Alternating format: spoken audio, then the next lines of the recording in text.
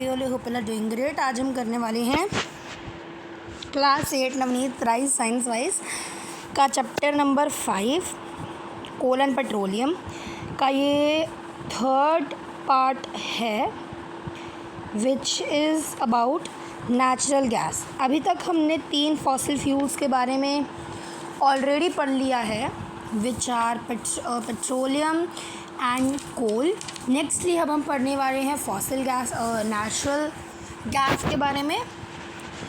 देखिए, natural gas का एक और नाम है फॉसिल गैस, फॉसिल गैस भी कहते हैं। अब ये फॉसिल गैस बनती कहाँ पे है? ये बनती है deep beneath the earth surface, धरती की जो सरफेस है उसके बहुत ही नीचे बनती है। When a natural gas is compressed and stored under high pressure, it is called compressed natural gas। अब नाम देखो क्या है, compressed यानी कि दबा हुआ, जिसको बहुत ज़्यादा दबाया गया हो इन नॉर्मल इंग्लिश। compressed का साइंटिफिक मतलब है उसको बहुत ही ज़्यादा कहते कंप्रेस करना, हम जैसे कहते हैं, जैसे हम लोग नॉर्मली कहते हैं कंप्रेस करना किसी चीज़ को, नॉर्मली होता है उसके ऊपर बहुत प्रेशर बना के उसको कम करना, ठीक है, उसको थोड़ा छोटा करना, बहुत प्रेशर लगा के। हवा को कंप्रेस करना यानी कि हवा की वॉल्यूम को कम करना, हवा का दबाव उसका थोड़ा सा, जिससे, और देखो नेचुरल गैस हमने पढ़ा कि उसको बहुत कंप्रेस किया जाता है, उसकी वॉल्यूम कम की जाती है और उसको बहुत ज़्यादा हाई प्रेशर के ऊपर रखा जाता है, उसको हम कहते हैं CNG, कंप्रेस्ड नेचुरल गैस। बनती कैसी है नेचुरल गैस? कैसे बनती है? ऑर्गेनिक मैटर जब डीकम्पोजिशन होती है उनकी, नेचुरल गैस का सेम ही हमने पहले क्या पढ़ा, कोल के अंदर कार्बनाइजेशन के प्रोसेस के अंदर स्वाम्प्स के अंदर दब जाती थी, पेट्रोलियम के अंदर रॉक्स के बीच में दब जाती थी। इसके अंदर भी सेम है, जो ऑर्गेनिक मैटर गल सड़ जाता है वो बाद में फॉसिल फ्यूल बन जाता है, जैसे हमने पढ़ा। नेचुरल गैस जो होता है वो नियर जो यूजुअली जो पेट्रोलियम के डिपॉजिट्स होती हैं उनके आसपास ही बनता है, कोल के डिपॉजिट्स के आसपास भी बनता है।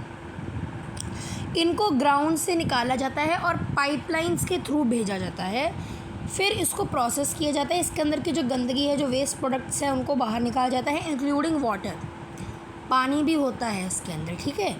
अच्छा, अभी जो नेचुरल गैस है इसकी ये करैक्टरिस्टिक है कि ये हवा से हल्का होता है। हवा की भी एक वेट है, एक वॉल्यूम है, एक प्रेशर है उसका, उससे कम होता है वो। ये कलरलेस भी होती है नेचुरल गैस और ऑर्डरलेस भी होती है। ऑर्डरलेस यानी किसी को स्मेल नहीं होती। नेचुरल गैस के अंदर मेनली मीथेन होती है, मीथेन, ठीक है, मीथेन गैस होती है। Uses of natural gas, natural gas के यूजेस क्या हैं? यहाँ पे आपकी बुक के अंदर 5 यूजेस दिए हुए हैं, देखते कौन कौन से। सबसे पहले इनको ट्रांसपोर्टिंग व्हीकल्स, जो व्हीकल्स होते हैं उनको एक जगह से दूसरी जगह के लिए पहुंचाने के लिए फ्यूल के एज ए यूज़ होता है, ठीक है। और हम इसको एक बेटर ऑप्शन समझते हैं। व्हीकल्स के अंदर CNG यूज़ किया जाता है, जो भी हमको बताया वो यूज़ किया जाता है। नेक्स्टली नेचुरल गैस क्या होता है, वो बहुत ज़्यादा हीट और लाइट प्रोड्यूस करती है बर्न करने पे, बट ये कोई स्मोक नहीं प्रोड्यूस करती, इसलिए इसको घरों के अंदर खाना पकाने के अंदर यूज़ होता है, ठीक है। जो गैस के अंदर आपका CNG सिलेंडर ही है, CNG LPG सिलेंडर, ठीक है। Natural gas is mainly used as fuel generating and heating, बिजली बनाने के लिए और गर्मी पैदा करने के लिए नेचुरल गैस का यूज़ किया जाता है। It is also is a food for boilers and air conditioner world wide. CNG को AC जो होते हैं हमारे घरों के अंदर लगे हुए, और बॉयलर्स पानी बॉयल करने के लिए उनके अंदर होता है, यूज़ होता है।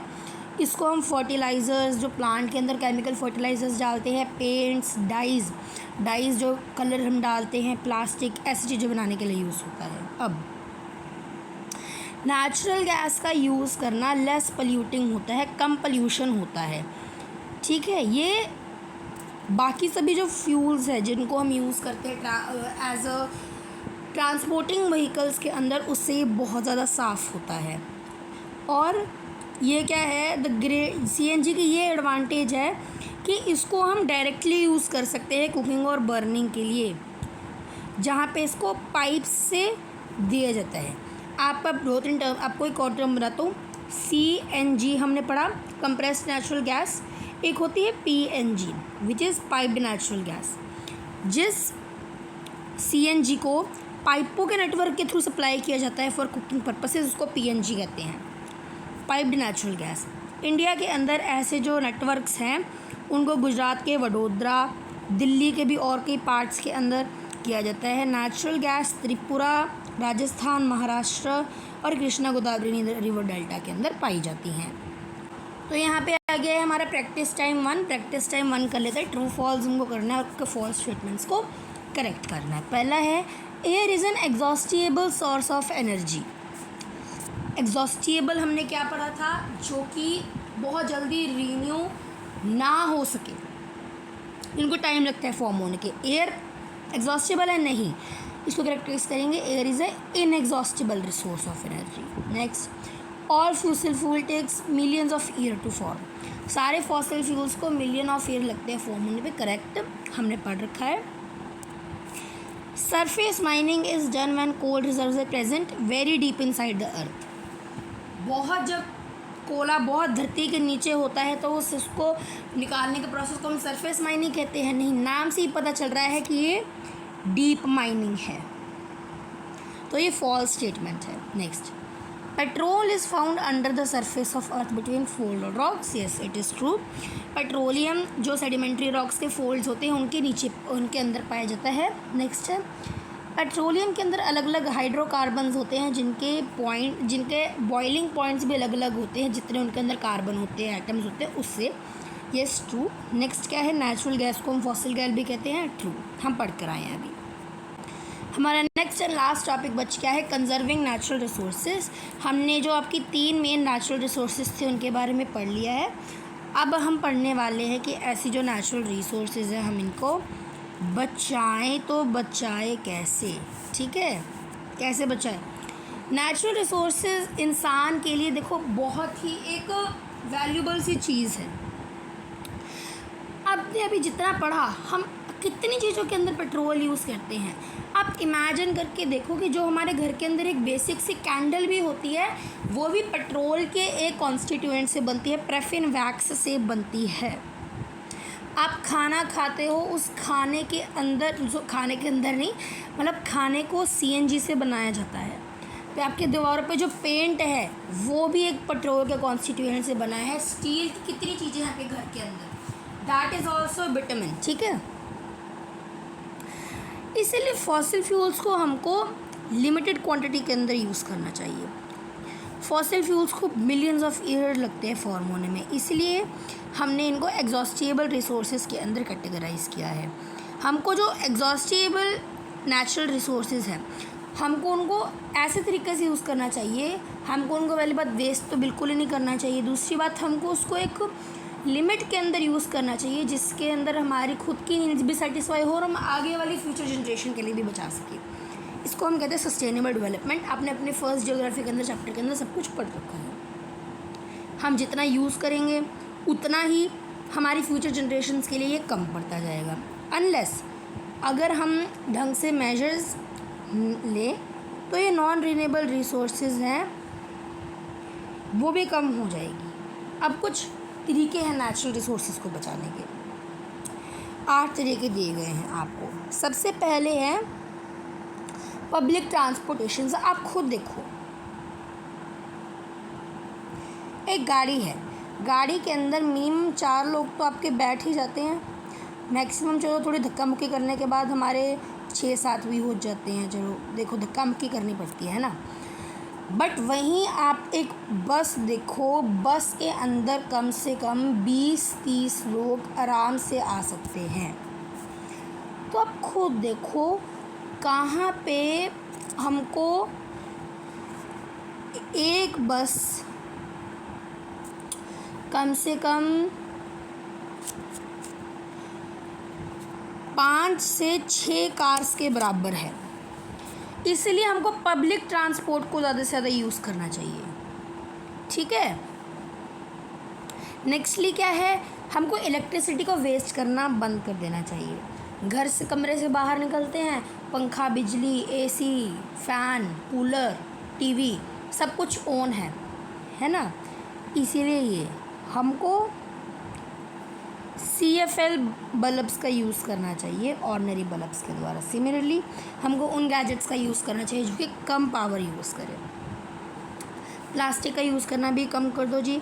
जो रीयूजेबल बैग्स हैं आप उनको प्रिफ़र करो ग्रोसरीज़ के लिए। नेक्स्टली आपको क्या करना है, मतलब आपको ठीक है, देखो नॉर्मल कार के बजाय हम हाइब्रिड या फिर ग्रीन व्हीकल्स का यूज़ कर सकते हैं। ग्रीन व्हीकल्स क्या, घर पे हमारी गड्डी पड़ी है उसके ऊपर हमने हरा रंग कर दिया, ग्रीन व्हीकल नहीं।